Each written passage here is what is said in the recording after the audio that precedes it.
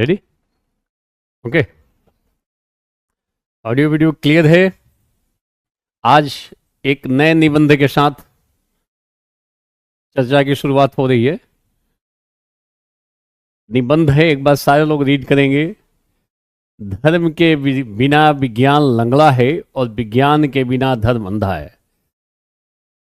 ये Albert Einstein का statement है और ये स्टेटमेंट को पिछली बार बीपीएससी में पूछा जा चुका है। संभव है कि इस स्तर के सवाल, ये जो स्तर है एक ठीक स्तर का सवाल है, आईएएस में भी कोई मिलता जुलता सवाल बन सकता है और आईएएस में भी कई सारे स्टेटमेंट्स पूछे जा रहे हैं। स्तरीय निबंध है, इसलिए इसकी चर्चा मैं कर रहा हूं।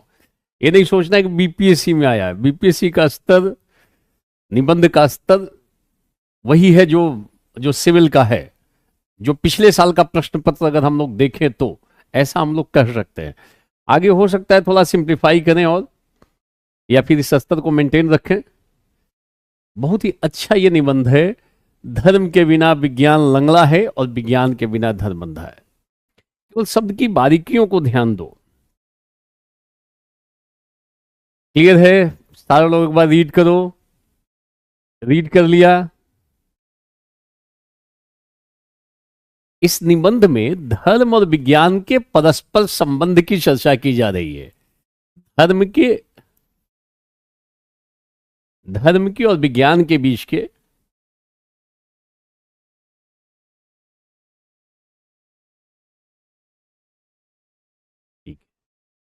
ओके, दो चीजों के बीच संबंध की व्याख्या की जाए। धर्म और विज्ञान, इनके बीच संबंध की व्याख्या की जा रही है कि धर्म के बिना विज्ञान लंगड़ा है और विज्ञान के बिना धर्म अंधा है। रीड कर लिया? सारे लोग एक बार बोलो। ऑडियो वीडियो क्लियर है? चौहान जी हैं, शर्मा जी हैं, चंद्रा भी हैं और जो नीचे आज लिखते जा रहे हैं। क्लियर है? अब देखो, इसको लिखने क्रम में हमें बताना होगा कि आखिर धर्म क्या है, रिलीजन क्या है। हमें बताना होगा विज्ञान क्या है, ये बताना होगा। और फिर बताना होगा दोनों के मध्य संबंध। तो एक एलन पीज की पुस्तक आती है, ध्यान रखना। पीज की पुस्तक, एलन पीज की, उसका हेडिंग है सवाल ही जवाब है। सवाल ही जवाब है। वो दोनों मीडियम में अवेलेबल है, हिंदी इंग्लिश दोनों में। पतली सी पुस्तक है, कभी पढ़ सकते हो। इस सवाल को ठीक से पढ़ोगे तो कुछ बातें इसमें अंतर्निहित हैं कि एक के बिना, धर्म के बिना विज्ञान लंगड़ा है और विज्ञान के बिना धर्म अंधा है। यानी दोनों में अवयोज्य संबंध है, एक तरीके से बोल सकते हो। अन्योन्याश्रय संबंध है। अन्योन्याश्रय मतलब दोनों परस्पर एक दूसरे की अपेक्षा करते हैं, आश्रित भी हैं। इनमें घनिष्ठ संबंध है, पूरक है। एक ही सिक्के के दो पहलू। मान लो एक सिक्का है तो एक साइड में हेड, एक साइड में टेल। अलग अलग नहीं कर सकते हो। नहीं, अलग करोगे तो ये विज्ञान लंगड़ा हो जाएगा। धर्म को अलग करोगे तो, और विज्ञान अंधा हो जाएगा, भटक जाएगा। और धर्म कहीं पे गिर सकता है। कदम बढ़ाना धर्म को आगे मुश्किल हो जाएगा। धर्म के बिना विज्ञान लंगड़ा है, उसकी गति पे असर जाएगा, इधर उधर भटकता चलेगा। और ये विज्ञान के बिना धर्म अंधा है। विज्ञान कई ऐसी ऐसी चीजें बता देगा जो सही, अंधे को सही और गलत दिखाई नहीं देता कि ये सही है कि ये गलत है। विज्ञान भी अंधा हो जाएगा। धर्म विज्ञान को रास्ता दिखाता है कि बेटा इस रास्ते पे चलो, ये सही रास्ता है। नोट्स मैंने दे दिया। आज भी मैं 2 नोट्स देकर आया हूं और वो उपलब्ध हो जाएगा। और वो नोट्स है, कहीं से भी जो भी कोई भी बुक हो मार्केट में, चाहे वो किस मीडियम में, अंतर नहीं पड़ता है। तुलनात्मक रूप से बेहतर स्थिति उभरेगी आपकी, तुलनात्मक रूप से। यहां पहले फोकस कर लो आप। तो धर्म क्या है बताएंगे, विज्ञान क्या है।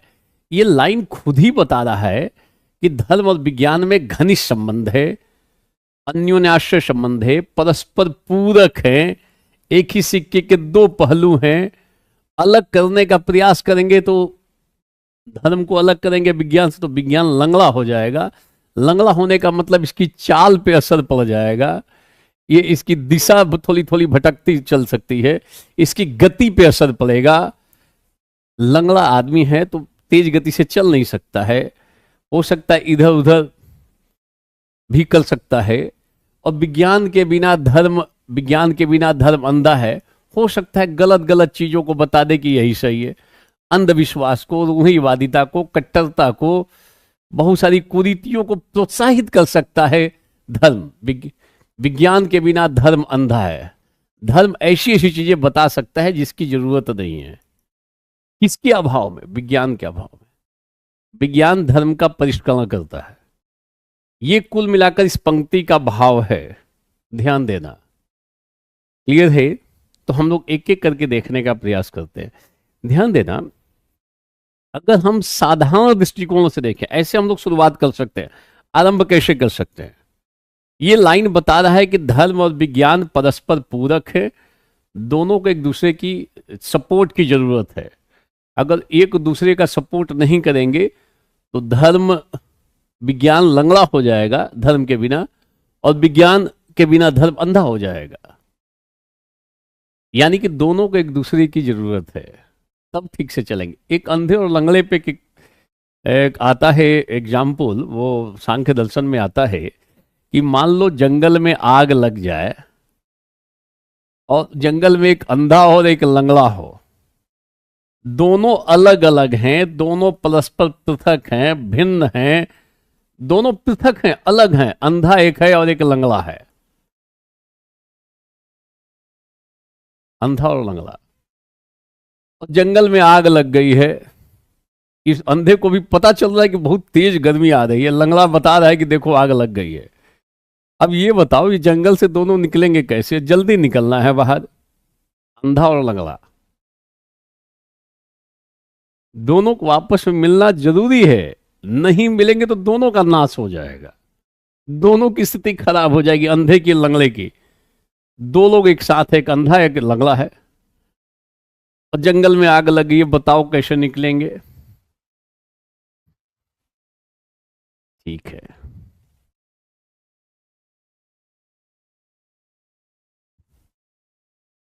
बिल्कुल सही। पहले लिख के बताओ। और मान लो जंगल है और दो लोग हैं और आग लग गई, दावानल।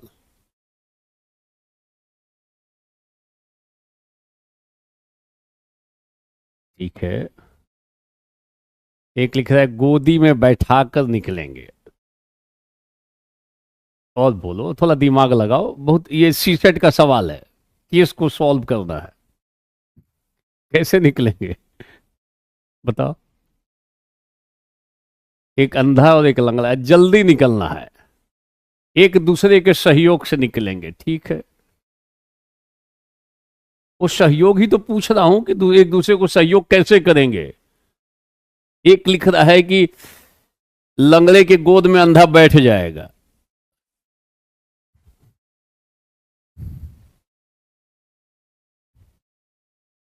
ऊपर लिख रहा है गोद में बैठ जाएगा।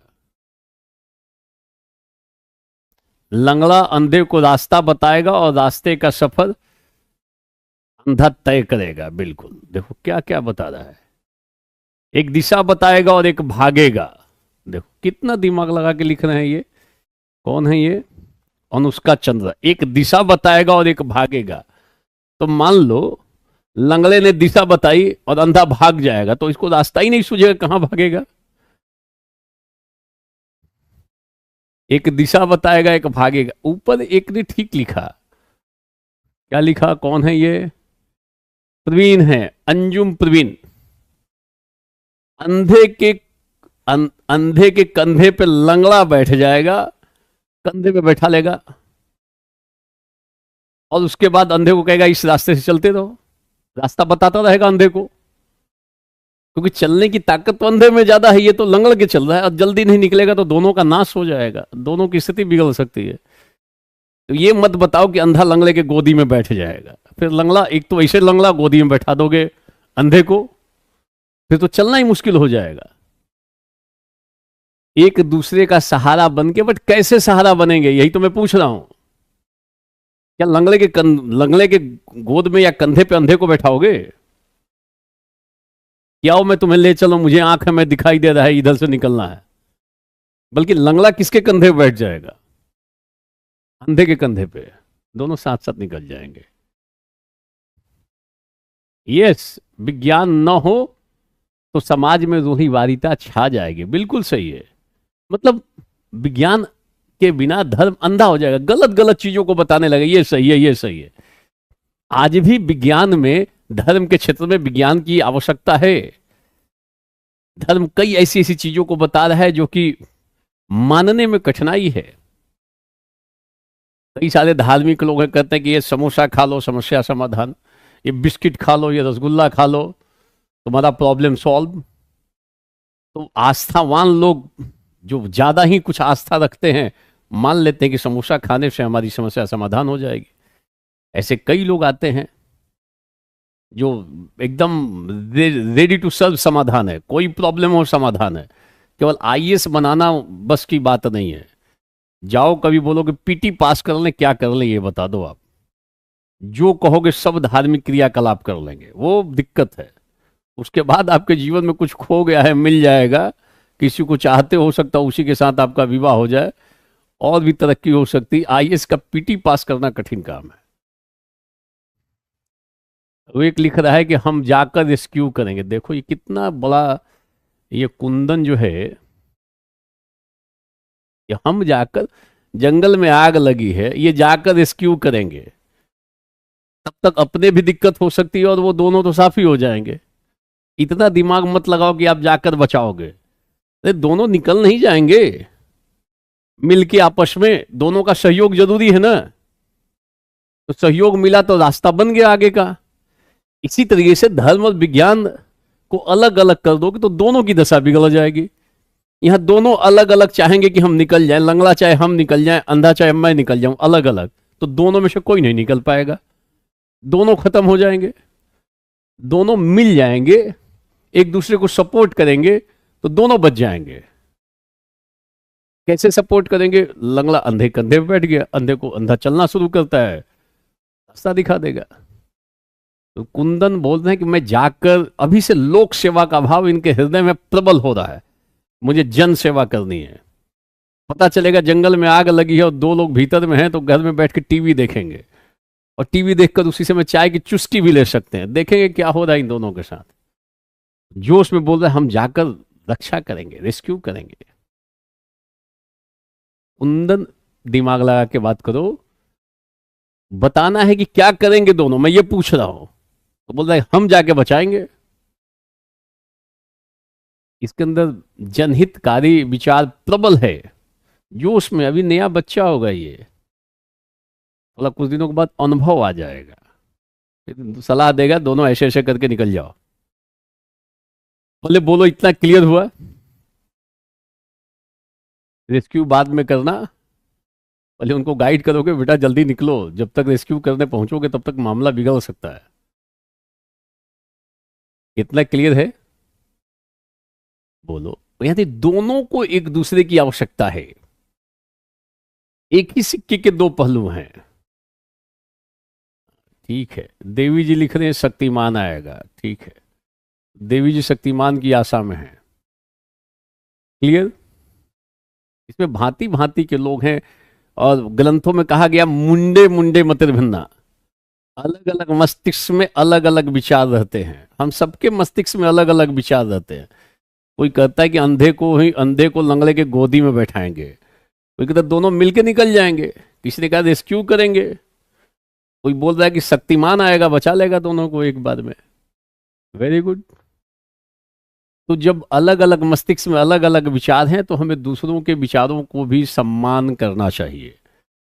ऐसा नहीं कि दूसरा व्यक्ति आपके विचारों से चले, उसका भी अपना दिमाग है, तो उस दिमाग के भीतर अपना विचार है, तो अपने तरीके से चलेगा, आप अपने तरीके से चलो।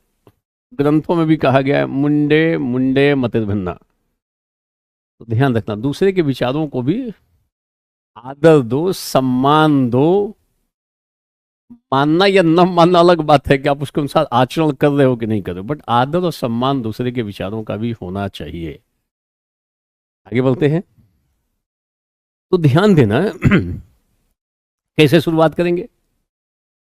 हम बोलेंगे कि अगर हम साधारण दृष्टिकोण से देखें तो ऐसा प्रतीत होता है कि धर्म और विज्ञान परस्पर विरोधी हैं, दोनों भिन्न हैं, दोनों अलग अलग हैं।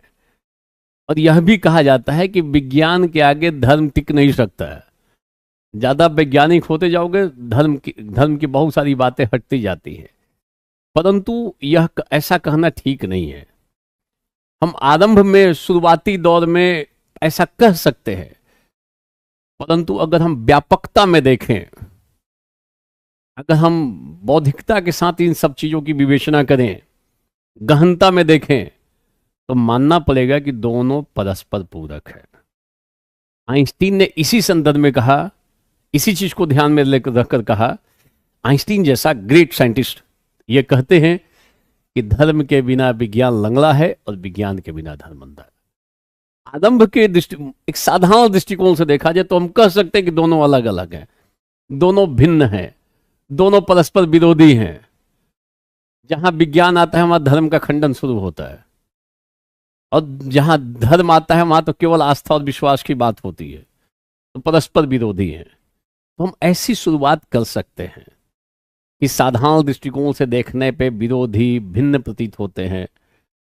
विज्ञान में आध्यात्मिकता का खंडन होने लगता है, विरोध का तत्व आता है, और धर्म में आस्था और विश्वास की प्रवृत्ति प्रबल हो जाती है। तो कहा जाता है दोनों साथ नहीं चल सकते हैं, दोनों विरोधी हैं, भिन्न हैं। परंतु अगर व्यापक दृष्टिकोण से देखेंगे, गहनता से देखेंगे, तो मानना पड़ेगा इनमें इनमें परस्पर पूरकता का भाव है। और इसी चीज को इन्होंने कहा है। अब इसी को और विस्तार दे रहे हैं। क्लियर? बोलो, इज इट क्लियर? अब सबसे पहले हम लोग, क्योंकि शब्द आ रहा है, धर्म के बिना विज्ञान अंधा है और विज्ञान के बिना धर्म के बिना विज्ञान लंगड़ा है। तो हम लोग एक एक करके चीजों को देखते हैं। सबसे पहले हम लोग देखते हैं धर्म आखिर होता क्या है। धर्म शब्द को देखते हैं। धर्म की कोई एक परिभाषा नहीं है। ध्यान देना, यहां धर्म के लिए आया है, टर्म आया है रिलीजन। रिलीजन शब्द आया है। रिलीजन शब्द का प्रयोग किया गया है धर्म के लिए। ध्यान देना। तो ध्यान देना, रिलीजन जो शब्द है, जो रिलीजन है, ये रिलीगियस से बना है। और रिलीजन का जो शाब्दिक अर्थ है वह है जोड़ना। रिलीजन जोड़ता है, इसका शाब्दिक अर्थ है। रिलीगियस से बना है रिलीजन, द टर्म रिलीजन।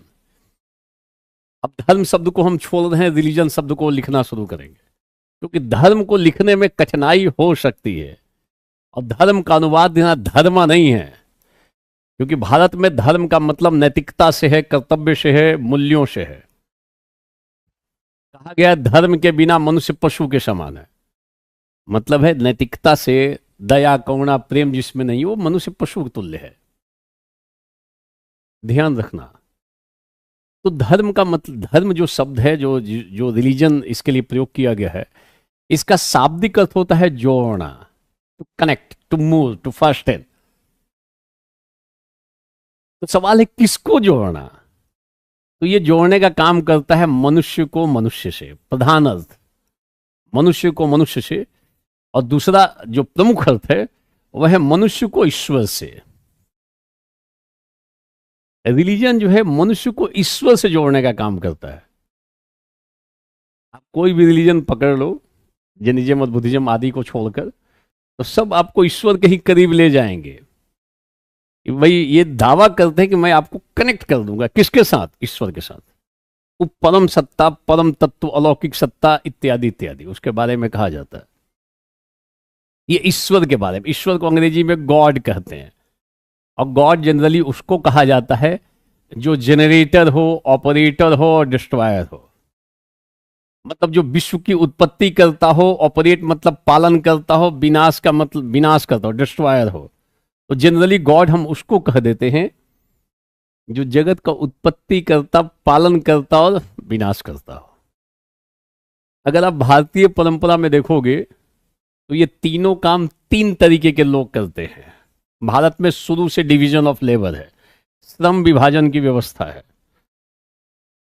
भाई जनरेटर जो है विष्णु ब्रह्मा जी हैं, ऑपरेटर के रूप में माना जाता है विष्णु जी को, और ये डिस्ट्रॉयर महादेव।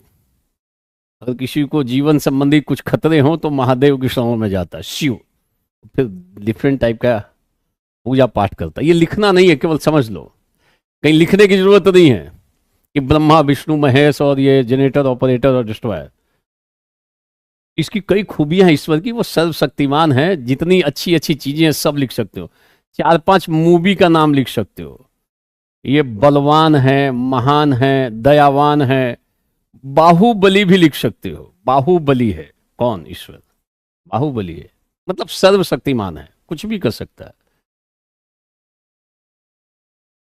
शुद्ध हिंदी कहां से लिखें? हरदेव बाहरी की किताब ले लो, वहां हिंदी है। पेपर को ठीक से पढ़ो,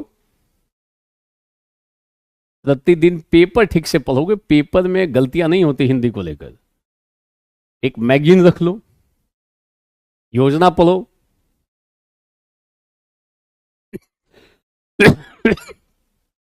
ईश्वर की स्थिति है तो धर्मों में, रिलीजन्स में प्रधानता ईश्वर की स्थिति उभर के सामने आती है, और यही प्रधान तत्व होने लगता है एक स्तर पे। मतलब अगर रिलीजन उसी को कहेंगे जिसमें ईश्वर की स्थिति हो। तो कुछ अपवाद भी है, जैन और बौद्ध, जहां पे रिलीजन तो कहते हैं परंतु वहां ईश्वर की सत्ता नहीं मानी गई है। खैर उतना हमें नहीं जाना है, हमें तो ये देखना है कि रिलीजन जोड़ने का काम करता है, किसको? मनुष्य को मनुष्य से, मनुष्य को ईश्वर से। और जैसे ही हम विज्ञान आता है, विज्ञान तो ईश्वर की सत्ता को तो मानने से इनकार कर देता है, कहता ऐसी कोई सत्ता नहीं है। धार्मिक आदमी से पूछोगे तो कहेगा कि ईश्वर ही जनरेटर है। जनरेटर का मतलब उत्पत्ति करता है। जगत को किसने बनाया? ईश्वर ने बनाया। आदमी को किसने बनाया? ईश्वर ने बनाया। ये तो धार्मिक व्यक्ति मानता है।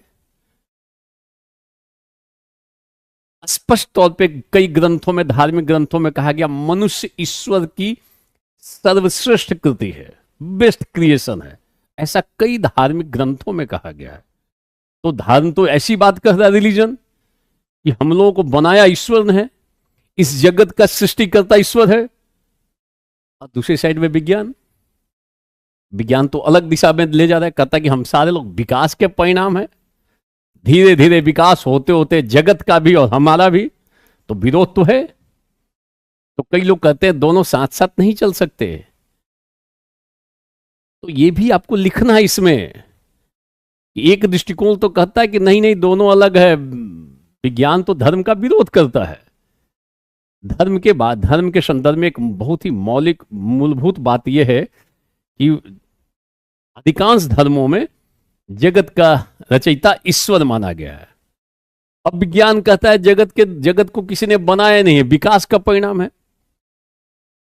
कहता धीरे धीरे विकसित होते होते बन गया। बिग बैंग थियरी अभी जिसके बारे में ओवरऑल मान्यता है, सर्व मान्यता नहीं है, पूर्ण मान्यता नहीं है, बट उस सिद्धांत को माना जाता है, बिग बैंग थियरी।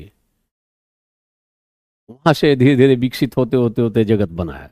मनुष्य भी विकास का परिणाम है, ये किसी का क्रिएशन नहीं है, विकास।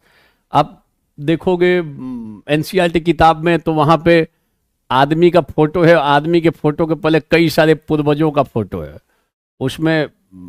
उसमें निएंडरथल है, क्रो मैग्नम है, लास्ट वाले में होमोसिपियंस भी आ रहा है। कई लेवल पे चल रहा है, विकास होते होते बाद में मनुष्य दिखाई देता है। यानी जो दिखते हैं बाहर में जो बंदर, वो भी हमारे पूर्वजों की श्रेणी में आ जाएंगे विज्ञान के दृष्टिकोण से। वो बायोलॉजिकल डेवलपमेंट है, ध्यान देना।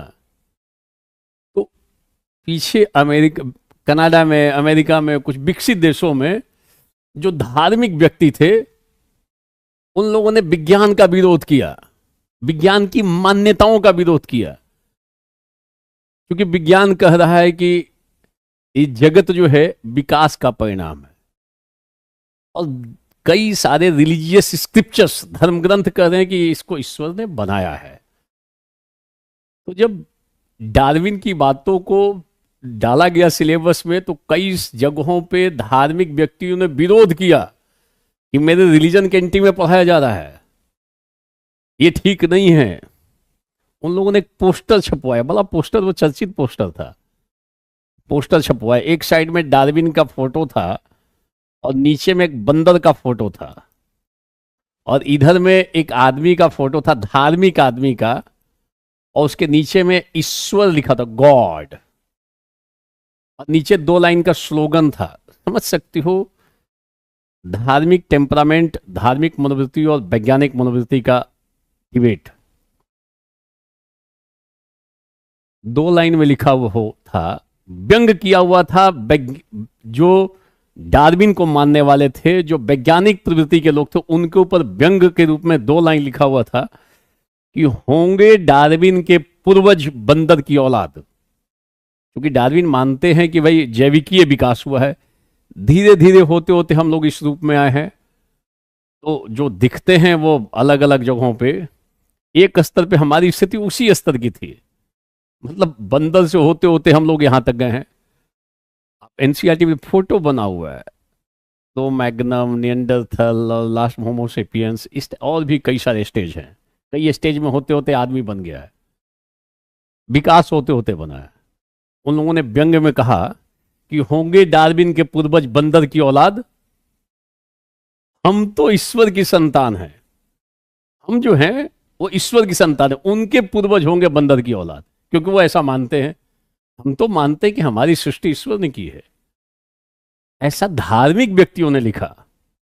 देखो धर्म और विज्ञान का संघर्ष किस स्तर पे चला जाता है।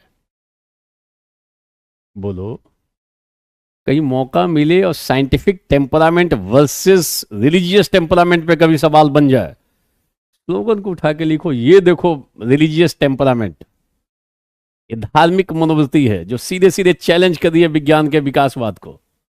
और कई लोग अभी भी मानते हैं कि हम लोग विकास के परिणाम नहीं हैं।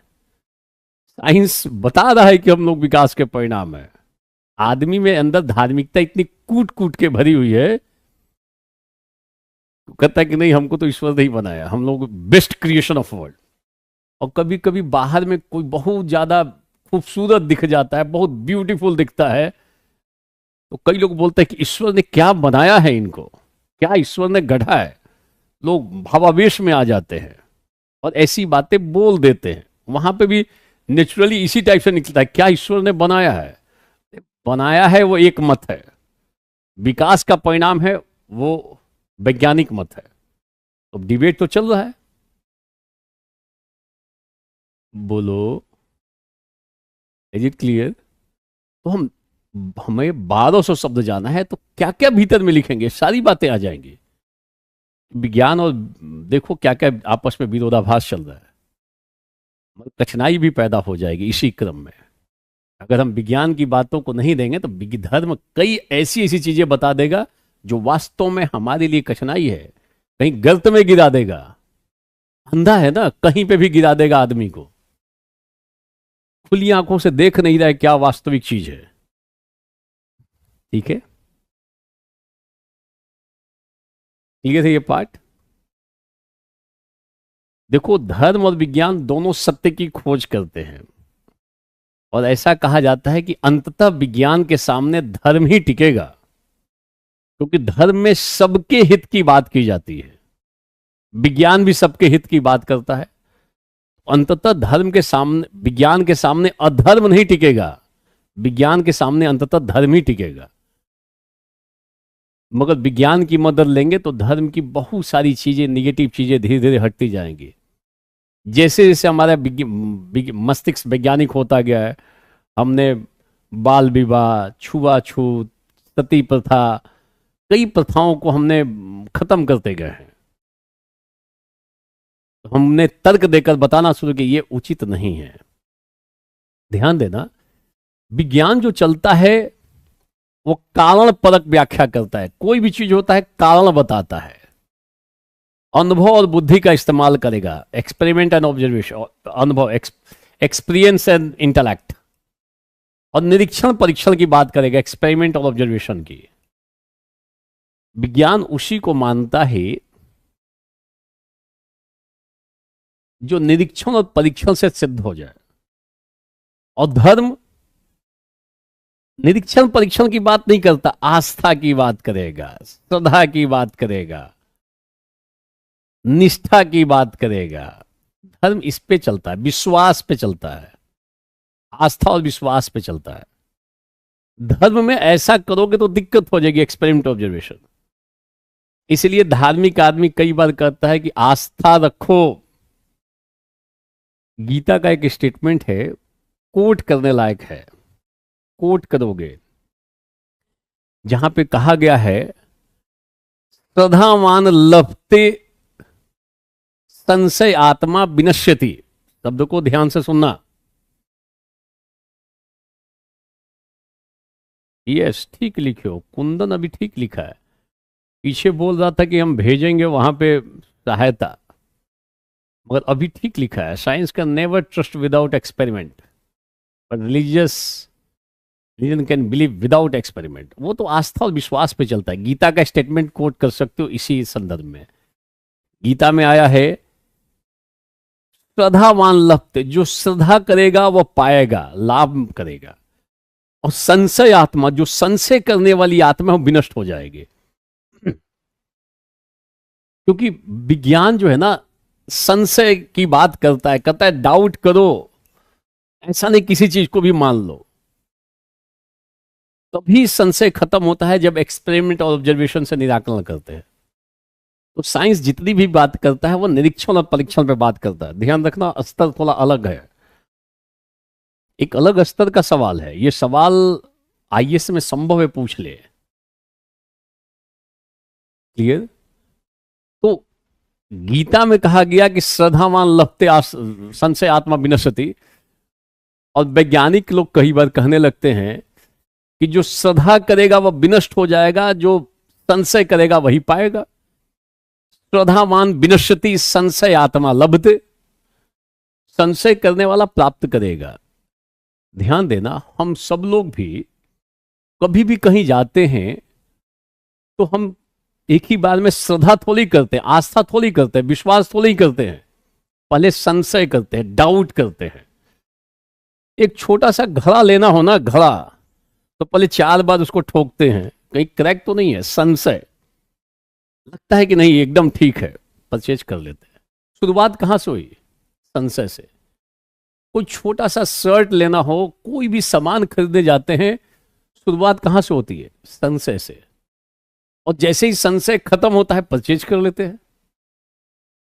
तो विज्ञान में संशय की महत्वपूर्ण भूमिका है, मगर वो संशय साइकोलॉजिकल ना होकर लॉजिकल डाउट है। संशय 2 तरीके का होता है, एक मनोवैज्ञानिक संशय, साइकोलॉजिकल डाउट, बिना किसी आधार के डाउट कर रहे हो, और दूसरा लॉजिकल डाउट होता है। विज्ञान तार्किक संदेह का सपोर्ट करता है, नोट कर लोगे, ठीक है?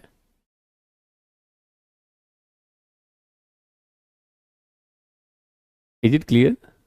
तो आप इस स्टेटमेंट को एक पैराग्राफ में लिखोगे, श्रद्धावान लभते संशय आत्मा विनश्यति, और एक दूसरा पैराग्राफ फिर क्रिएट करोगे विज्ञान के दृष्टिकोण से कि संशय आत्मा लभते श्रद्धावान विनश्यति। संशय करोगे तो पाओगे। आज धर्म के क्षेत्र में ठीक ठीक शोषण की प्रवृत्ति प्रबल हो रही है, क्योंकि लोग आस्था रखते हैं ना। आप आस्था और श्रद्धा पूरी तरीके से है, दिमाग लगा नहीं रहे हो, तो हो सकता है आपका शोषण हो जाए, आप इमोशनल हो जाओ, और इमोशनल होके जैसे इमोशनल हुए कि फिर शोषण शुरू। तो धर्म के क्षेत्र में जो शोषण है वो आस्था और विश्वास का दुरुपयोग है। सामने वाला एकदम आस्था रखे हुए है, एकदम श्रद्धा रखे हुए है, और जो बैठा हुआ आदमी वो पता चलता शोषण का तरीका अपना रहा है।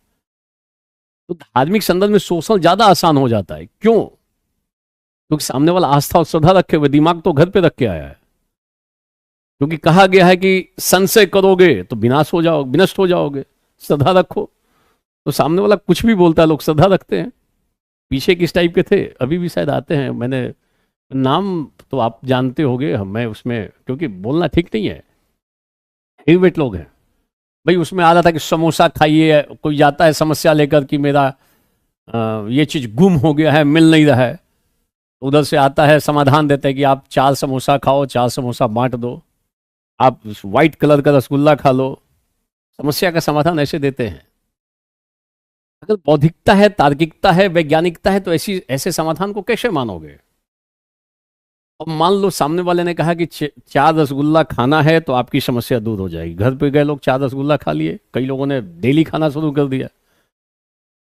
तो कई लोग शुरुआत में वो बताते थे रसगुल्ला खाओ, मिठाई बांटो, तो उसमें 2-3 लोगों को डायबिटीज हो गया उनकी सलाह मान के, जो गाइड करते थे धार्मिक संदर्भ में। लोगों ने केस ठोक दिया उन्हीं के ऊपर कि आप ही की सलाह पे मैंने खाया था इतना मीठा। तो अब वो जो धार्मिक व्यक्ति हैं, वो अब धार्मिक व्यक्ति अब वो बताना बंद कर दिया कि ये खाओ, अब नमकीन बताते हैं, नमकीन खाओगे तो प्रॉब्लम सॉल्व होगा। अलग अलग स्थिति है। मतलब धर्म कई बार ऐसी ऐसी चीजें बता देगा, उसको कैसे बचाओगे? बिना विज्ञान की मदद से धर्म तो अंधा हो गया, पता ही नहीं चल रहा है क्या करना है क्या नहीं करना है। विज्ञान की मदद चाहिए, नहीं तो धर्म कई कुरीतियों को, अंधविश्वासों को, रूढ़िवादिताओं को बढ़ा सकता है, जागृत कर सकता है, ऐसी ऐसी बातें बता सकता है जिसको मानने का जीवन में कोई आधार नहीं है। अब कई लोग मानते हैं, ठीक है, बिल्कुल। दोनों का तालमेल होना चाहिए, दोनों का तालमेल रहेगा तभी जीवन अच्छा होगा। तो ये बातें बताने के साथ साथ अब आ जाओगे विज्ञान में। धर्म की तो मैंने बता दिया, धर्म का मतलब होता है जोड़ना। किसको जोड़ना? मानव को मानव के साथ, मानव को ईश्वर के साथ। मानव को मानव के साथ कैसे जोड़ोगे? मानव को ईश्वर के साथ कैसे जोड़ोगे? अच्छे कार्यों के माध्यम से। अब बुरा बुरा काम करके ईश्वर के नजदीक नहीं जा सकते हो। कोई चोरी करे, डकैती करे, झूठ बोले, वो ईश्वर के पास जा ही नहीं सकता है। मूल्यों से युक्त काम करेगा तभी जाएगा। और मानव को मानव से जोड़ना है तो परस्पर प्रेम होना चाहिए, दया हो, सहानुभूति हो, करुणा हो। तो धर्म में नैतिकता की बात खूब की जाती है, क्यों? तभी तो जुड़ेगा आदमी। और ये बातें, नैतिकता की बात साइंस में बहुत जरूरी है। साइंस की यही कमी है कि साइंस नैतिकता की बात नहीं करता है, मूल्य की बात बिल नहीं करता है। साइंस में इसकी बात तो होती ही नहीं है। मूल्य और नैतिकता से अलग है साइंस, कोई बात करने के लिए रेडी नहीं है। वो तो जैसा है वैसा बताएगा। वहां कोई संवेगात्मक लगाव वाली बात नहीं है। सारी चीजें तार्किकता और बौद्धिकता पे चलती हैं। तो विज्ञान की कमी क्या है कि वहां नैतिकता, मूल्य, आदर्श, इन सब की बात नहीं होती। इसी संदर्भ में कहा गया विज्ञान लंगड़ा है। किसके बिना? धर्म के बिना। अगर ये चीजें मिलेंगी तो वो ठीक से चलेगा।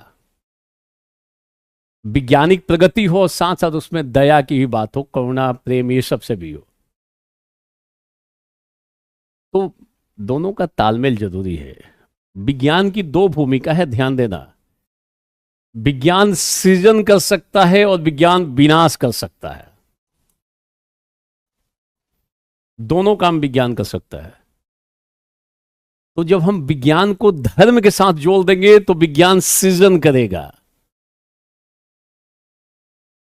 और नहीं जोड़ेंगे तो विज्ञान विनाश की तरफ बढ़ जाएगा। आज एक से एक विनाशकारी हथियार वो विज्ञान के द्वारा बना, वैज्ञानिकों के द्वारा बनाए जा रहे हैं। घातक हथियार, रासायनिक हथियार, जैविकीय हथियार, बहुत सारे टाइप के हथियार।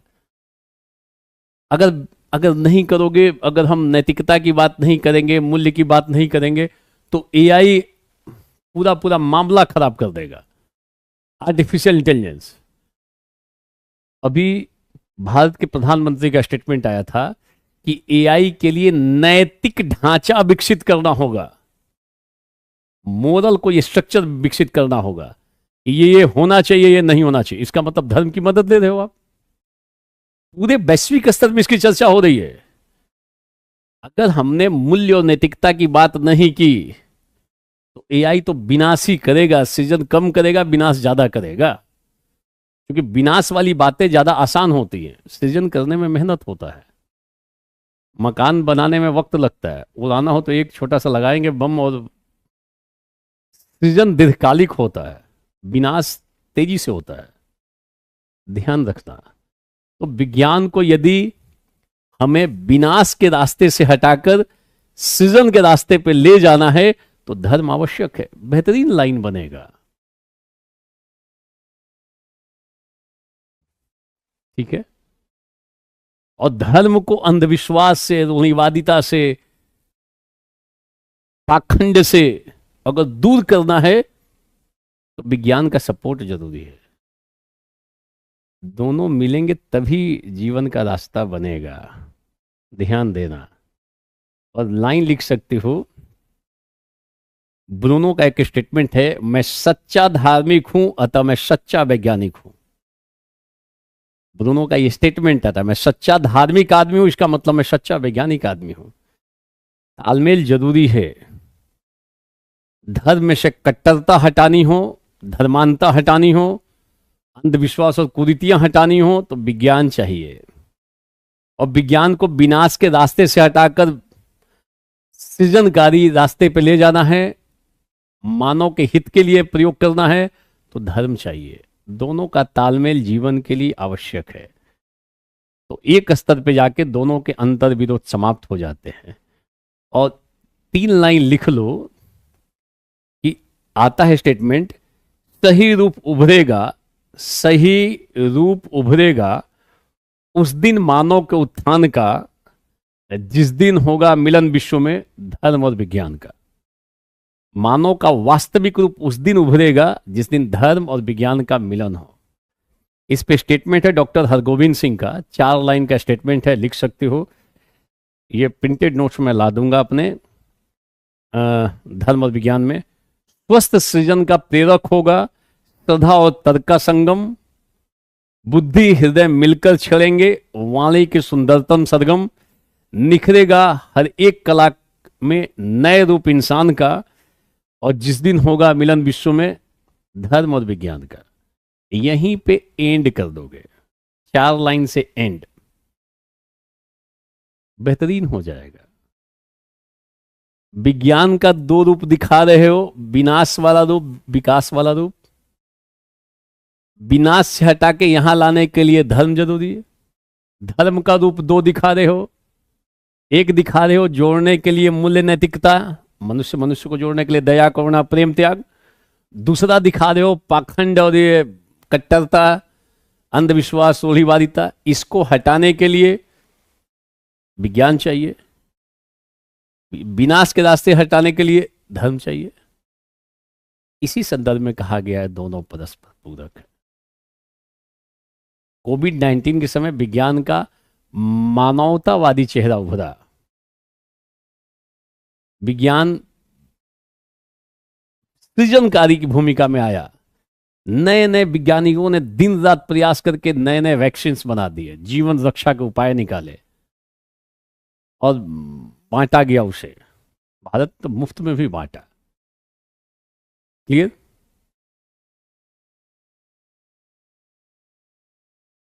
तो हम इन दोनों को लेके चल सकते हैं। तो कुल मिला के भाव समझो, विज्ञान का अर्थ बताओगे, धर्म का अर्थ बताओगे। बोलो कि साधारण दृष्टिकोण से देखने पे विरोधी प्रतीत होता है, गहनता से व्यापकता से विचार करेंगे तो दोनों में अंतर संबंध है, पूरक हैं, एक ही सिक्के के 2 पहलू हैं, अन्योन्याश्रय संबंध है। स्टेटमेंट तुरंत डाल दोगे किनका?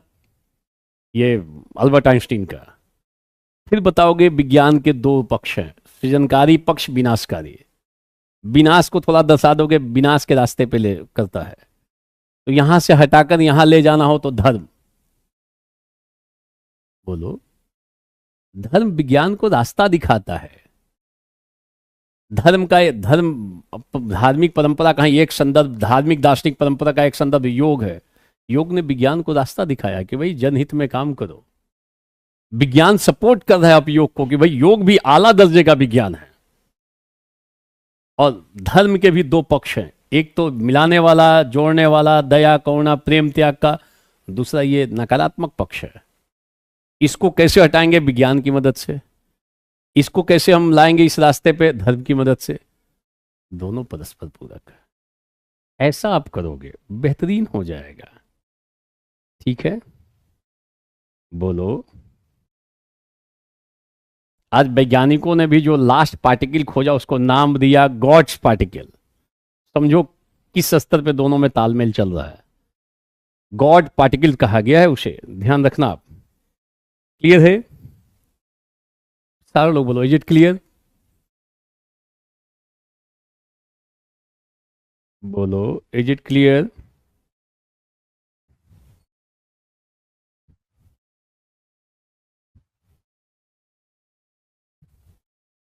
ये धर्म और विज्ञान की बात है। अभी यहां धर्म और विज्ञान चल रहा है, तो धर्म और विज्ञान पढ़ो। बिल्कुल सही रूप उभरेगा उस दिन मानव के उत्थान का, जिस दिन मिलन होगा विश्व में धर्म और विज्ञान का। बिल्कुल सही। चंद्रा, अनुष्का चंद्रा, ये डॉक्टर हरगोविंद सिंह की युक्तियां हैं। उनको आप 4 लाइन बना सकते हो, 4 लाइन में लिख सकते हो। स्पष्ट हो जाना चाहिए। इतनी विवेचना बहुत है, पक्ष विपक्ष इधर उधर सब करते हुए लिखोगे, और ये सारे शब्द प्रयास करोगे, लिखोगे कि विज्ञान के 2 रूप दिखाई थे, सृजनकारी, विनाशकारी। कितना अच्छा शब्द है, सृजन भी करता है, विनाश भी करता है। इस रास्ते पे चलना है, धर्म जरूरी है।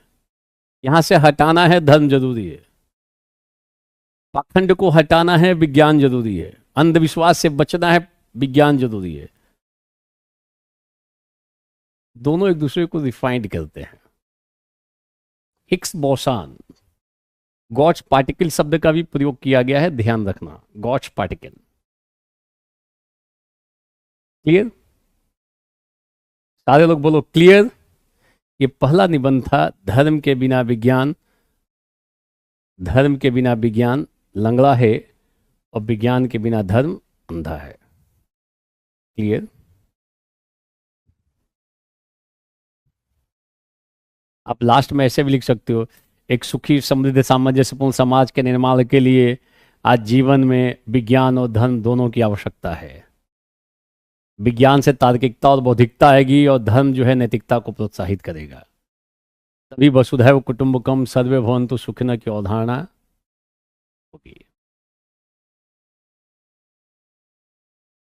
ठीक है, सारे लोग बोलो, इज इट क्लियर? धर्म और विज्ञान, 2 पक्षों को हम लोगों ने देख लिया।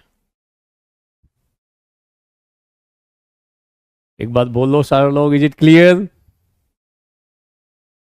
Okay, next. ये सब स्तर के निबंध हैं। एक बार ऐसे इस तरीके से पढ़ लो, उसके बाद प्रिंटेड नोट्स पढ़ लोगे, तालमेल दोनों का कर लो, इससे समझ डेवलप हो गई, कंटेंट कुछ मिल गया अलग से, कुछ उसमें कविताएं मिल गई, कुछ लोकोक्तियां मिल गई, कुछ मुहावरे मिल गए, तालमेल कर लो। क्योंकि अगर ये सीधा न पूछे तब पर भी संभावना है पूछने की दूसरे तरीके से। पूरे विश्व में आज धर्म के नाम पे संघर्ष चल रहा है। पूरा जो ये हमास और ये जो है, उसके मूल में कहीं ना कहीं धार्मिक विवाद है। आप उससे ठीक है, राजनीतिक विवाद हम कहते हैं, परंतु कहीं ना कहीं धर्म भी उसमें, और पूरा विश्व देखो धर्म के नाम पे अभी डिवीजन हो रहा है, धर्म के नाम पे बंटता हुआ नजर आ रहा है। पीछे हटिंगटन ने एक पुस्तक लिखी थी, क्लैशेस ऑफ सिविलाइजेशन, उसकी कुछ बातें लगता है कि सत्य होती हुई नजर आ रही हैं। तो ऐसे समय में धर्म को लेकर सवाल पूछ सकता है। धर्म का जो मूल पक्ष है ना, मनुष्य को मनुष्य से मिलाना, ये गौण होता जा रहा है। धर्म ने मनुष्यों के बीच दूरी पैदा कर दी है, खाई पैदा कर रहा है, मनुष्यों को बांट रहा है। धर्म जोड़ नहीं रहा है मनुष्यों को, बल्कि बांट रहा है। विज्ञान बांटता नहीं है, विज्ञान हमेशा सभी के लिए काम करता है, और धर्म वर्तमान में बांटने का काम कर रहा है। उसको रास्ते पर लाने के लिए विज्ञान का सपोर्ट चाहिए।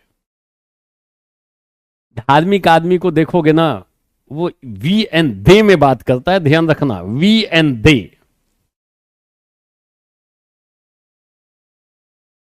हम लोग ऐसा मानते, वे लोग ऐसा नहीं मानते। बहुत बड़ा विवाद है वी एंड दे का। वी मतलब हम लोग, दे मतलब वे लोग। तो धार्मिक आदमी हमेशा बात करता है हम लोग ऐसा करते हैं, वे लोग ऐसा नहीं करते। जबकि वैज्ञानिक जब बात करता है तो वी और दे में बात नहीं करता है, वो सभी के लिए बात, ऑल के लिए बात करता है। हमेशा वैज्ञानिक ऑल की बात करता है। ऐसा नहीं कि हम लोग ऐसा मानते हैं, वे लोग नहीं मानते।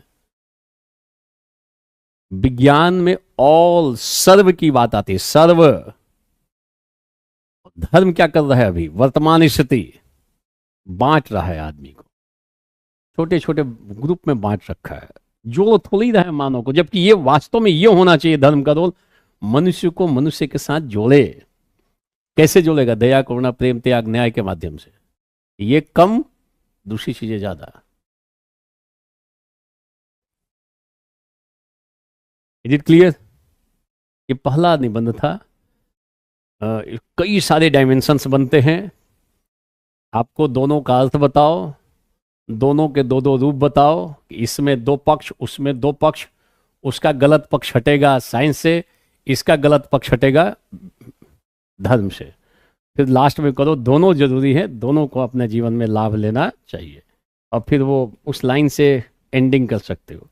बढ़िया निबंध होगा, बहुत अच्छा निबंध होगा।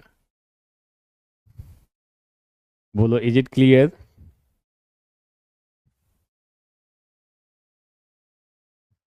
सारे लोग बोल लो एक बार की क्लियर।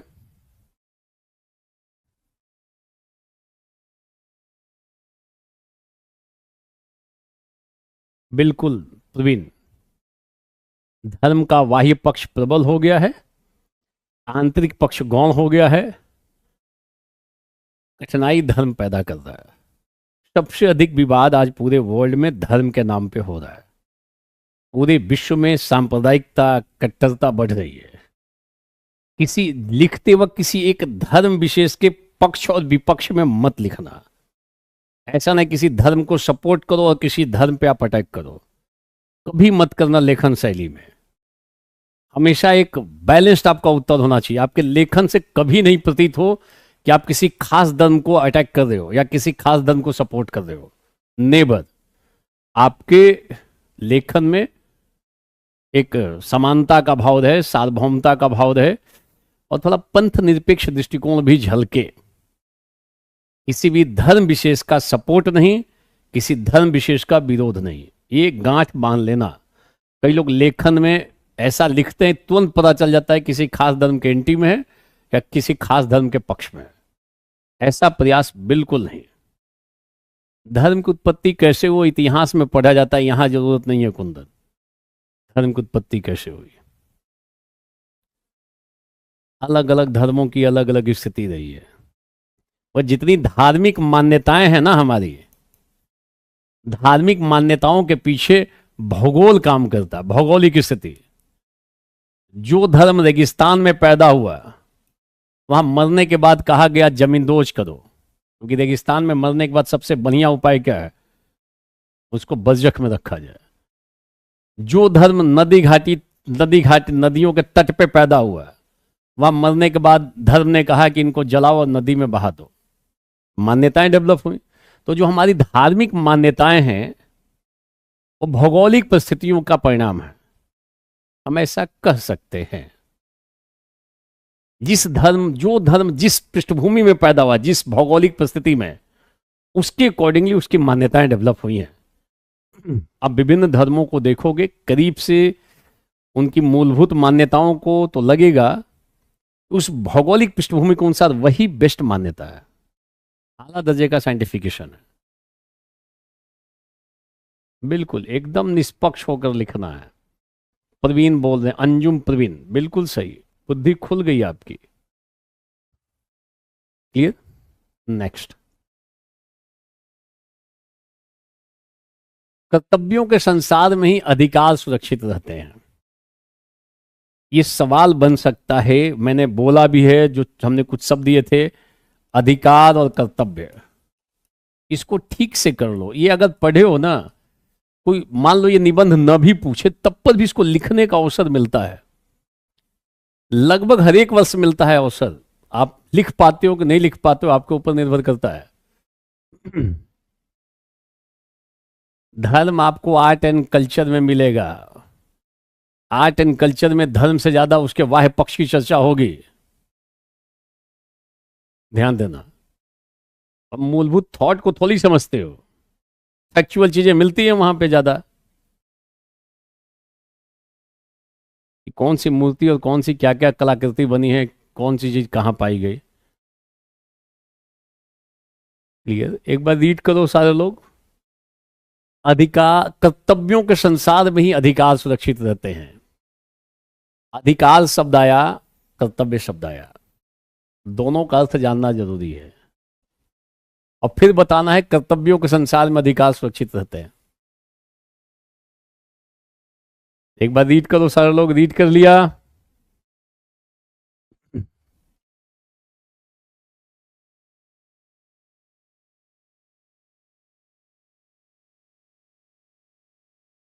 सारे लोग बोलो रीड कर लिया इसको।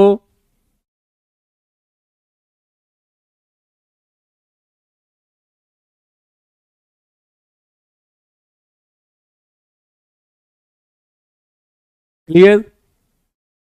ओके। ध्यान देना, कैसे शुरुआत करोगे अधिकार और कर्तव्य? एक दूसरे अधिकार कर्तव्यों के संसार में ही अधिकार सुरक्षित रहते हैं, ये महात्मा गांधी ने भी इससे संबंधित बातें कही हैं। तो क्या संदर्भ है, कैसे शुरुआत करेंगे? शुरुआत हम इस प्रकार से कर सकते हैं कि मनुष्य एक सामाजिक प्राणी है, वो समाज में रहता है और समाज में ही रहकर वो अपने व्यक्तित्व का सर्वांगीण विकास कर सकता है, वो सम्मान पूर्वक जीवन यापन कर सकता है, सब समाज में चाहिए। तो व्यक्तित्व का सर्वांगीण विकास, सम्मान पूर्वक जीवन यापन के लिए जरूरी है कि उसे अधिकार मिले। अगर अधिकार नहीं है तो व्यक्ति सम्मानपूर्ण जीवन यापन नहीं कर सकता। अधिकार के बिना व्यक्ति का सर्वांगीण, व्यक्तित्व का सर्वांगीण विकास नहीं हो सकता। तो समाज में रहकर अगर वो चाहता है अच्छे से जीवन यापन करें, चाहता है कि उसके व्यक्तित्व का सर्वांगीण विकास हो, जरूरी अधिकार। परंतु समाज में व्यवस्था भी होनी चाहिए, अनुशासन भी होनी चाहिए, समाज में संतुलन और तालमेल भी होना चाहिए। इसके लिए जरूरी है कि कर्तव्य का पालन भी करे। तो हमने अधिकार और कर्तव्य को उठा ला दिया एक पैराग्राफ में। शुरुआत किया, मनुष्य एक सामाजिक प्राणी है, समाज में रहता है, समाज में रहकर ही अपना समुचित विकास कर सकता है। लिखेंगे फंडामेंटल ड्यूटीज, बट अभी देखो तो अधिकार भी जरूरी है। अधिकार किस लिए जरूरी है? इसलिए जरूरी है, और कर्तव्य का पालन ताकि व्यवस्था बनी रहे। अब सवाल होता है कि अधिकार है क्या और कर्तव्य क्या है, फिर दोनों के अंतर संबंध की बात करेंगे। ध्यान देना, मैंने लगभग 30-35 शब्द बताए थे, उसमें से ये 2 शब्द भी हैं, अधिकार और कर्तव्य। इनको ठीक से पढ़े हो तो लगभग हर एक साल कुछ ना कुछ पॉइंट्स जो अभी मैं बता रहा हूं लिखने का अवसर मिलेगा। और अभी अगले साल 24 का होगा ना, मैं उस समय बताऊंगा कि देखो ये इसमें कही गई बातों का ये पैराग्राफ यहां लिख लेंगे, ये पैराग्राफ यहां लिख लेंगे। ये जरूरी है, ठीक से ऐसे शब्दों को पढ़ लो, अधिकार को, कर्तव्य को, विज्ञान को, धर्म को, विचार को, विवेक को, सत्य को। जिस लेवल के सवाल बन रहे हैं आईएएस में, अगर इन शब्दों की सटीक पकड़ नहीं है, उलझना तय है, नीचे जाना भी तय है। इन पे सटीक पकड़ बना लो, ये छोटे छोटे शब्दों से खेल जाओ। ठीक है? तो अधिकार क्या है? अधिकार क्यों जरूरी है? दोनों बातें आ जाएंगी। अधिकार जो है कुछ कार्यों को करने की स्वतंत्रता का नाम है। ये व्यक्ति के दावे हैं, सामाजिक दावे हैं, जिन्हें राज्य मान्यता देता है, सरकारें उसका संरक्षण करती हैं, उसे हम अधिकार कहते हैं।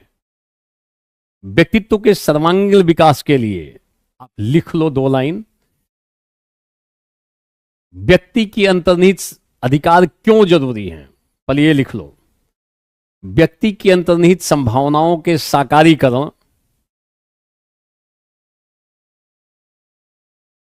व्यक्ति की अंतर्निहित संभावनाएं, जो आपके भीतर की संभावनाएं हैं वो ठीक से साकारित हों, साकारीकरण और सम्मानपूर्ण जीवन यापन के लिए अधिकारों का होना आवश्यक है। अधिकारों का होना आवश्यक है। ये बेसिकली अधिकार जीवन की वे स्थितियां हैं जिनके बिना कोई व्यक्ति अपने व्यक्तित्व का सर्वांगीण विकास नहीं कर सकता, जीवन में जीवन में लक्ष्य की प्राप्ति नहीं कर सकता। ये उसका न्यायपूर्ण हक है। ये व्यक्ति के दावे हैं। ध्यान देना, सरकार, राज्य उसको मान्यता देता है, सरकारें उसका संरक्षण करती हैं। क्लियर? तो ये लिखोगे और फिर लिख दोगे कि भारतीय संविधान में भी 12 से 15 तक में अधिकारों की चर्चा की गई है। 12 से 35 तक, अनुच्छेद 12 से लेकर 35 तक में मूल अधिकारों की चर्चा की गई है।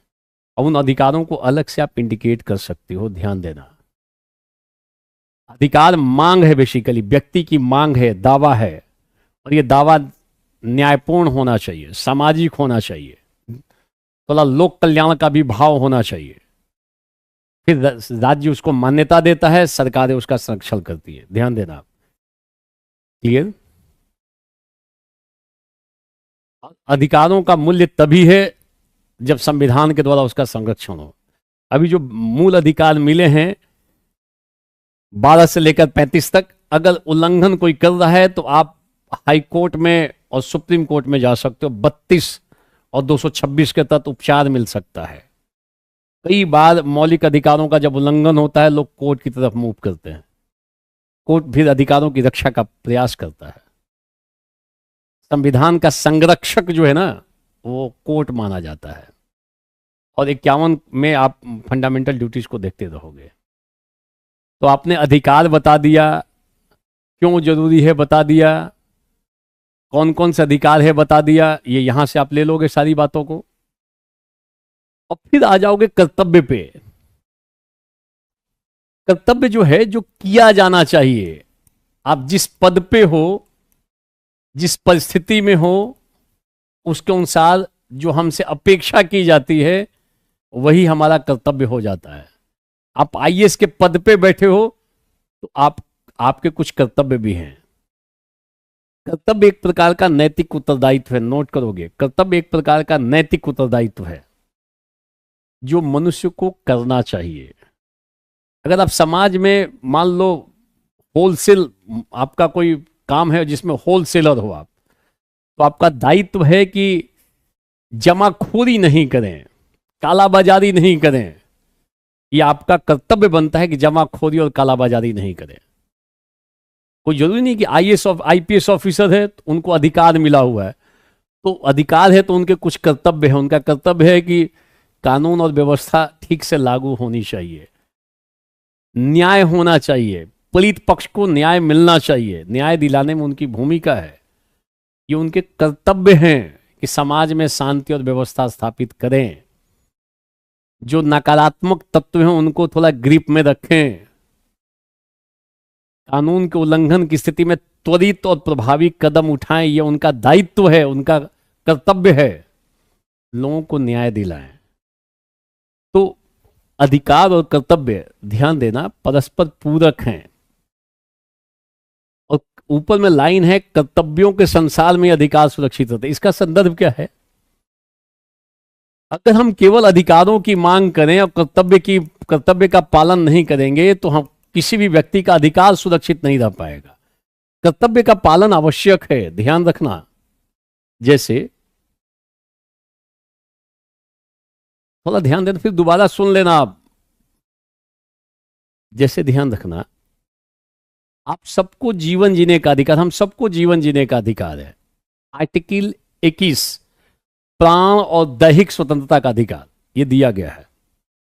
और ये अधिकार काफी व्यापक है, क्योंकि इसके भीतर कई अन्य अधिकारों को भी कोर्ट ने समय समय पे समाहित कर दिया है।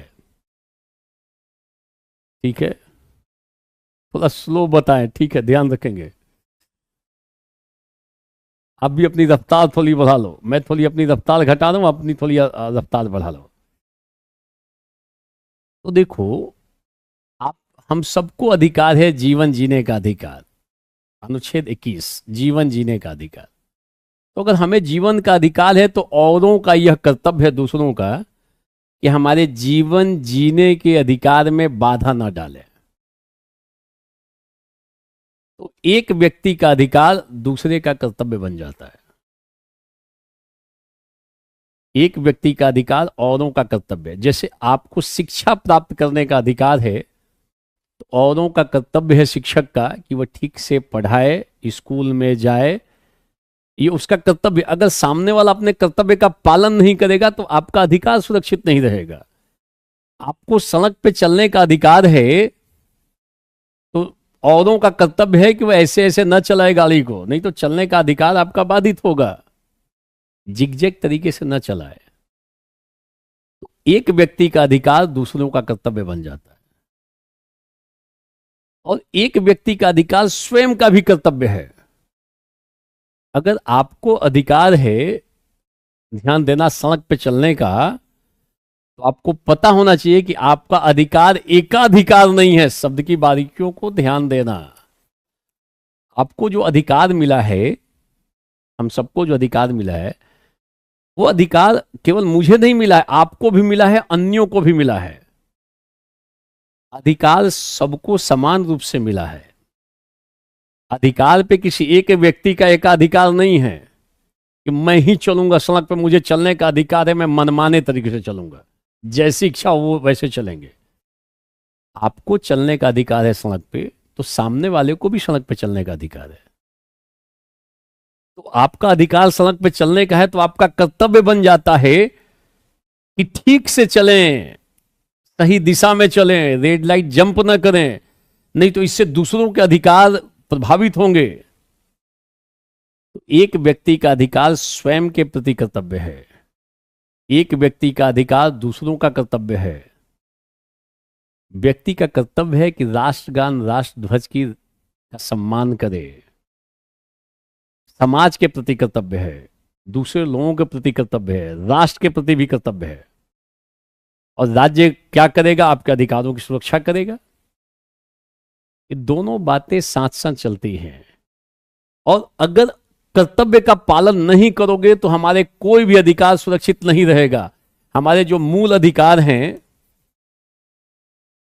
ये तभी सुरक्षित है जब सारे लोग कर्तव्य का पालन करें। कर्तव्यों के संसार में ही अधिकार सुरक्षित रहे। आपको किसी चीज का अधिकार दे दिया गया, आपको जीवन जीने का अधिकार है। 21 अनुच्छेद बहुत ही महत्वपूर्ण, अत्यंत महत्वपूर्ण जो है वो 21 अनुच्छेद है। अनुच्छेद 21 को ठीक से पढ़ लेना चाहिए, व्यापक तरीके से, क्योंकि उसमें प्राण और दैहिक स्वतंत्रता के अधिकार के भीतर पर्यावरण की रक्षा का अधिकार भी आ जाता है। कई अन्य अधिकार सम्मिलित हो गए हैं, जिसको ऐसे खोजोगे तो नहीं मिलेगा, व्याख्या क्रम में इंक्लूड हो गए, उसका एक्सटेंशन वहां तक जा चुका है। तो ध्यान रखना, अगर आपको जीवन जीने का अधिकार है, आपको अधिकार है, तो आपका अधिकार सुरक्षित कब रहेगा? जब और लोग अपने कर्तव्यों का पालन करें, कि भाई समाज में ठीक से रहें, वो आपके जीवन जीने में बाधा न डालें। ऐसा नहीं कि आपके जीवन जीने में बाधा डाल दें, दूसरे लोग इस टाइप से पोल्यूशन न फैला दें कि आपका जीवन जीने का अधिकार ही प्रभावित हो जाए। उनका कर्तव्य है कि पर्यावरण प्रदूषित न करें, अंधाधुंध लकड़ियों को, टायरों को न जलाएं, नदियों में गंदगी न फेंकें। नहीं तो पर्यावरण ही नहीं रहेगा तो आपका जीवन जीने का अधिकार कैसे सुरक्षित रहेगा? तो फिर अपने अधिकार की सुरक्षा के लिए कोर्ट की तरफ लोग मुख करते हैं।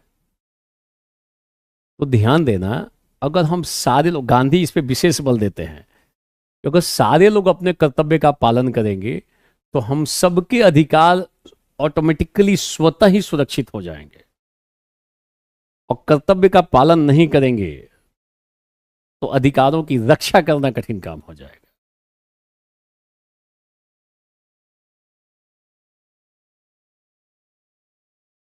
बिल्कुल। हमें अपने अधिकारों की, हमें केवल और बल्कि से, हमें केवल अधिकारों की मांग ही नहीं करनी चाहिए बल्कि अपने निर्धारित कर्तव्यों का पालन भी करना चाहिए। बिल्कुल सही। कितना केवल और बल्कि से बना दिया लाइन। यहां पे केवल और बल्कि से लाइन बना सकते हो कि नहीं? बहुत अच्छा लाइन बना सकते हो। और फिर 11 मौलिक कर्तव्य हैं, ध्यान रखना। उन मौलिक कर्तव्यों को भी लिख सकते हो।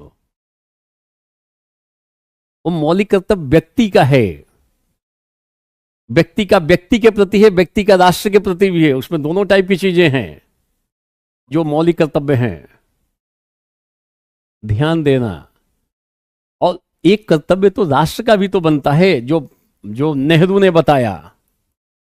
नेहरू ने पंचशील राष्ट्रों के लिए 5 कर्तव्य बताए कि उनको 5 टाइप का आचरण करना चाहिए। एक दूसरे की, एक संप्रभुता का सम्मान करें, एकता अखंडता का सम्मान करें, हस्तक्षेप न करें, ये सुनो, आक्रमण न करें, शांतिपूर्ण सहअस्तित्व का भाव रखें, परस्पर सहयोग करें। तो राष्ट्रों का भी कुछ कुछ कर्तव्य है, अंतर्राष्ट्रीय स्तर पर भी राष्ट्रों का कर्तव्य है। तो पंचशील आ गया। और अगर बुद्ध के द्वारा कर्तव्य देखोगे, कहते अष्टांगिक मार्ग का पालन करना आपका कर्तव्य है। अगर आप जाओगे महावीर तो वो कहेंगे त्रिरत्न का पालन करना आपका कर्तव्य है। इन चीजों को भी आप दिखा सकते हो।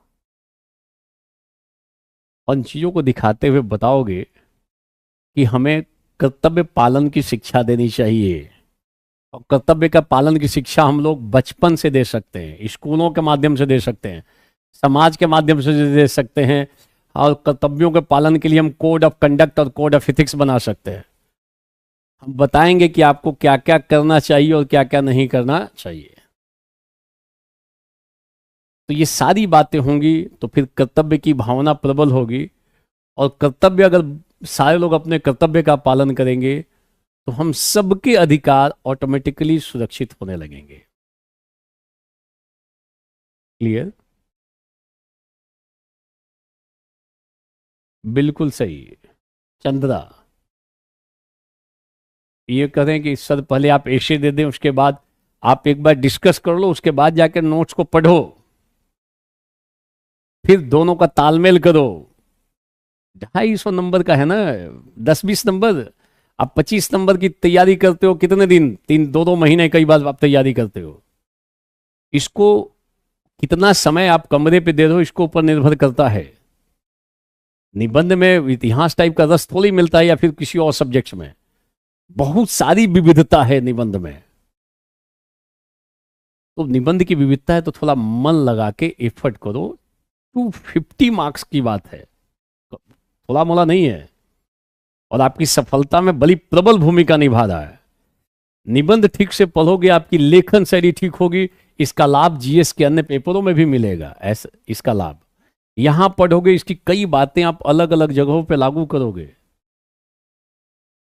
निबंध जो ना हमारे पूरे व्यक्तित्व का निचोड़ आ जाता है। कितना आपने पढ़ रखा है, कितना आप जानते हो, कितना आपने लेखन शैली पे प्रैक्टिस की है, लेखन को अपडेट किया है, ये सब लेख आने लगता है निबंध में। ऐसा नहीं है कि किसी खास टाइप का ज्ञान हो तो निबंध की चर्चा कर लोगे, कठिनाई हो जाएगी, फिर एक पक्षीय हो जाएगा निबंध। अभी हमने जो आगे कुछ क्लासेस हैं उसमें 3 अलग अलग सब्जेक्ट के एक्सपर्ट जुड़े हुए हैं, ध्यान रखना।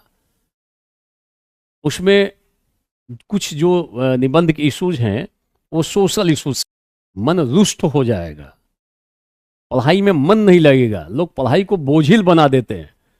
पढ़ने क्रम में आनंद क्रिएट करो, उसमें मजा लो पढ़ाई का। तो पढ़ाई में आनंद आ जाएगा ना, थकोगे नहीं जल्दी। पढ़ने के बाद और लगेगा यार आज तो मजा आ गया। नहीं तो 1 घंटा पढ़ोगे, लगता है कि ये गए अब इनको सिंकारा पीना पड़ेगा, वो जड़ी बूटी खानी पड़ेगी। तो पढ़ाई में आनंद क्रिएट करो, अभिरुचि लो, फिर आपको आनंद आएगा तो और ज्यादा पढ़ोगे कि नहीं और पढ़ते हैं। और जितने लोग सफल हुए हैं ना, उन्होंने पढ़ाई को बोझिल बना के नहीं पढ़ा है, पढ़ाई में उन्होंने इंटरेस्ट लिया, उसमें आनंद प्राप्त करना शुरू किया। और जिसको आप मन लगा के पढ़ते हो तो तुरंत याद होता है। और विवस्था में पढ़ोगे, पता लगा सोते पढ़ रहे हो, हाथ से किताब भी गिर रही है, हटाओ, फिर रोक जाओ, जाके सो जाओ आराम से, क्यों इस टाइप से अपने को दुख दर्द दे रहे हो। और हमेशा ध्यान रखो, सोते वक्त पढ़ाई का ही विचार लेके सो। ये मोबाइल देखते देखते सोना बंद कर देना। मेरी सलाह मान लोगे तो बेहतर है। आप जिस पक्ष से, जिस एज से गुजर रहे हो, या आप जीवन निर्माण के दौर से गुजर रहे हो, तो ऐसी स्थिति में पढ़ते पढ़ते सो जाओ, ताकि वो अनकॉन्शियस माइंड में घूमता रहे। सुबह उठो तो मोबाइल को दूर रखो। सुबह उठो तो सोचो कि मैंने कल क्या क्या पढ़ा था। 10-20 मिनट बेड पे ही अभी हो और रिवीजन कर रहे हो कल वाली चीजों को। 20 मिनट में, 30 मिनट में पूरा रिवीजन कर डालोगे, एक दिन जो पहले पढ़ा है दिमाग पे ला दे, उसमें ये भी जोड़ सकते थे, ये भी जोड़ सकते थे। एकदम शांति से बैठे हो और चिंतन शुरू है। पढ़ाई का ढंग हमेशा केवल किताब खोल के पढ़ना ही पढ़ना नहीं होता है। कई बार पढ़ ली है, अब शांति से सोच रहे हो, उसमें वैल्यू एडिशन कर रहे हैं सोच सोच के, इसमें तो मैं ये भी जोड़ सकता हूं, मैं तो ये भी जोड़ सकता हूं। ऐसे माइंड एक्टिव होने लगता है। सबको ये काम करना पड़ेगा यदि आप चाहते हो इस फील्ड में आगे बढ़ना। तो पढ़ने वाले बहुत हैं। यहां दिल्ली आ जाओगे, मुखर्जी नगर से मैं क्लास ले रहा हूं, लाइब्रेरी में पैक्ड हैं एकदम, सुबह से शाम तक लाइब्रेरी में, रात तक 24 आवर लाइब्रेरी खुली रहती है, चाय की और कॉफी की व्यवस्था भी रहती है। तो वो भी एक चलता है मामला।